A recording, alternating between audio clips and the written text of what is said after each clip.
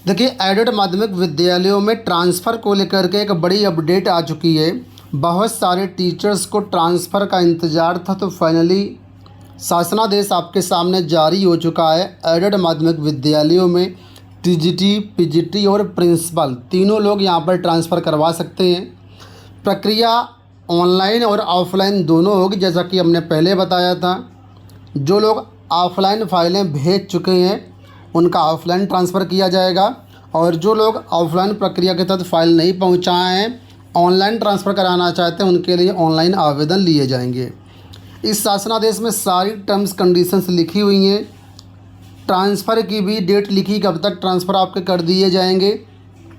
बहुत सारी चीज़ें हैं जो कि इस वीडियो में आपको बताने वाला हूँ, तो आप वीडियो को पूरा देखिएगा। उसके बाद कोई क्वेश्चन है तो आप कमेंट बॉक्स में पूछिएगा। आप लोग क्वेश्चन पहले पूछते हैं, वीडियो नहीं देखते हैं, जबकि आपकी क्वेरी का जो समाधान है वो वीडियो में ऑलरेडी मैं कर देता हूँ, तो वीडियो को आप पूरा देखना। तो यहाँ पर देखिए, ये जो शासनादेश है कृष्ण कुमार गुप्त, विशेष सचिव उत्तर प्रदेश शासन की तरफ से महानिदेशक स्कूल शिक्षा उत्तर प्रदेश लखनऊ को जारी किया गया आज 7 जून 2025 को। और यहाँ पर देखिए लिखा हुआ है कि जो भी माध्यमिक विद्यालयों में प्रधान हैं और जो अध्यापक हैं, उनके ऑनलाइन ट्रांसफ़र के लिए और ऑफलाइन ट्रांसफ़र के लिए यहाँ पर जो प्रस्ताव भेजा गया, तो उसके संबंध में यहाँ पर ये शासनादेश निर्गत किया गया है। ठीक है, तो यहाँ पर देखिए साफ तौर पर बता दिया गया है कि यहाँ पर ऑनलाइन और ऑफलाइन दोनों प्रकार के ट्रांसफ़र किए जाएंगे। ठीक है, जो ऑनलाइन ट्रांसफ़र होंगे उसके लिए बोला गया कि एनआईसी द्वारा विकसित पोर्टल सॉफ्टवेयर तैयार किया गया है। उस पोर्टल के तैयार हो जाने के बाद ऑनलाइन ट्रांसफ़र के लिए आप लोग फॉर्म भर पाएंगे, और जो भी फाइलें ऑफलाइन रूप से प्राप्त हुई हैं उनको सम्यक विचारोपरांत परीक्षण करने के बाद ऑफलाइन ट्रांसफ़र किए जाएंगे। ऑफलाइन ट्रांसफ़र हर हाल में 27 जून 2025 तक कर दिए जाएंगे। इसके बाद फिर कार्यभार ग्रहण कराया जाएगा। तो यहाँ पर देखिए बताया गया है कि कैसे कैसे ऑफलाइन ट्रांसफ़र होंगे। सबसे पहली बात और सबसे मोस्ट इम्पॉर्टेंट, उत्तर प्रदेश में 8 महत्वाकांक्षी जनपद हैं। इन विद्यालयों से किसी भी टीचर का ट्रांसफ़र नहीं किया जाएगा। ये जनपद हैं सोनभद्र, चंदौली, बहराइच, श्रावस्ती, बलरामपुर, फतेहपुर, चित्रकूट, सिद्धार्थनगर। यहाँ पर भी देख लें कि स्थानांतरण है तो आवेदन नहीं करेगा, यानी यहाँ के टीचर का ट्रांसफ़र नहीं होगा। इन जिलों में टीचर ट्रांसफ़र लेकर के आ तो सकते हैं, लेकिन ट्रांसफ़र लेकर के यहाँ से जा नहीं सकते हैं ऑनलाइन प्रक्रिया में। हालांकि ऑफलाइन प्रक्रिया के तहत आप करवाना चाहें तो वो हो जाएगा। लेकिन यहाँ पर आपको बता दें, अगर आप इन ज़िलों से हैं और आपको कोई म्यूचुअल साथी मिला तो आप म्यूचुअल ट्रांसफ़र करवा सकते हैं। म्यूचुअल ट्रांसफ़र के लिए परमिशन दी गई है। अब देखिए बोला गया है कि 2025-26 में जो ट्रांसफ़र होंगे, ठीक है, इनका जो फॉर्म है ऑनलाइन प्रक्रिया के तहत भरा जाएगा, क्योंकि ऑफलाइन के जो फाइलें हैं वो ऑलरेडी पहुंच चुकी हैं। ठीक है, तो अब जो आगे ऑनलाइन ट्रांसफ़र होंगे वो ऑनलाइन होंगे इसी सत्र में। जो भी इच्छुक अभ्यर्थी हैं, जो लोग ऑनलाइन ट्रांसफ़र करवाना चाहते हैं, उनके बारे में देखिए बताया गया है यहाँ पर कि आप लोग अपने वांछित जनपद को विद्यालय में आवेदन कर सकते हैं। आवेदन के लिए यहाँ पर बताया गया है कि आपको जो है इसका विवरण वो वेबसाइट पर दिखेगा। जनपदवार, विद्यालयवार, विषयवार और आरक्षणवार जो भी सीटें हैं जो ऑनलाइन ट्रांसफ़र के लिए आई हैं वो पोर्टल पर प्रदर्शित की जाएंगी।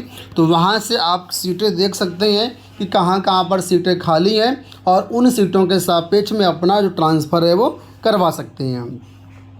इसके बाद देखिए, जब आप ऑनलाइन ट्रांसफ़र के लिए आवेदन करेंगे तो आपको जो है 5 विद्यालयों का विकल्प देना होगा। 5 विकल्प देंगे, 5 कॉलेज की चॉइस देंगे जहां पर आप ट्रांसफ़र करवाना चाहते हैं। मेरिट क्रम में आपका ट्रांसफ़र कर दिया जाएगा। अब मेरिट कैसे बनेगी उसके बारे में आप बताया गया, तो मैं अभी आपको बताऊंगा। फिलहाल आगे देखिए, लिखा हुआ है कि जो ट्रांसफ़र होगा वो निर्धारित मानक और गुणांक के आधार पर वरीयता क्रम तैयार किया जाएगा और इसके हिसाब से आपका ट्रांसफ़र किया जाएगा। ठीक है, अब देखिए, एक से अधिक अगर आवेदन आते हैं, एक विद्यालय के लिए अगर एक से अधिक लोग आवेदन करते हैं तो वहाँ पर जिसका गुणांक ज़्यादा होगा पहले तो उसका ट्रांसफ़र होगा, अब मान लीजिए कई बार गुणांक समान हो जाता है, तो जिसकी आयु ज़्यादा होगी, जो वरिष्ठ होगा उम्र के हिसाब से, उसका ट्रांसफ़र होगा। मान लीजिए किसी कारण से अगर एज भी सेम निकल जाती है, तो फिर जिसकी सर्विस ज़्यादा है, जो ज़्यादा नौकरी कर चुका है, ज़्यादा समय अपना सर्विस में दे चुका है, उसका ट्रांसफ़र किया जाएगा। ठीक है। और ये स्थानांतरण के लिए जो सक्षम अधिकारी होंगे, अपर शिक्षा निदेशक माध्यमिक प्रयागराज सक्षम अधिकारी होंगे, इन्हीं की निगरानी में सारे ट्रांसफ़र किए जाएंगे। ठीक है। यहाँ पर 10वें नंबर पे फिर से बताया गया है कि जो 8 महत्वाकांक्षी जनपद है, यहाँ पर स्थानांतरण नहीं किया जाएगा, लेकिन म्यूचुअल ट्रांसफ़र किया जाएगा।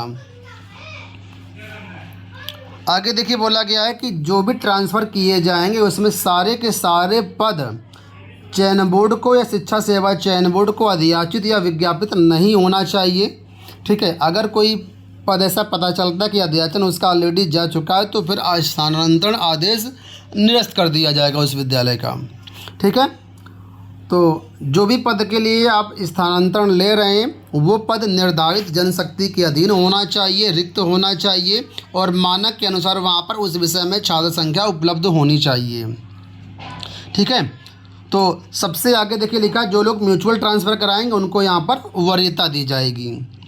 अब यहाँ पर देखिए, एक विद्यालय से 20% से ज़्यादा जो है अध्यापकों के ट्रांसफ़र नहीं किए जाएंगे।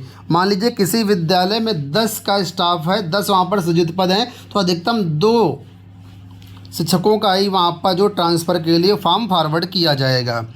अब ये यहाँ पर मानक दिए गए हैं, इन्हीं मानकों के आधार पर आपकी मेरिट बनाई जाएगी।